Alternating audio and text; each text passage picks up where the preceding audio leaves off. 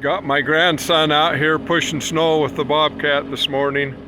We had about 5 inches of snow overnight last night. Really nice snowstorm.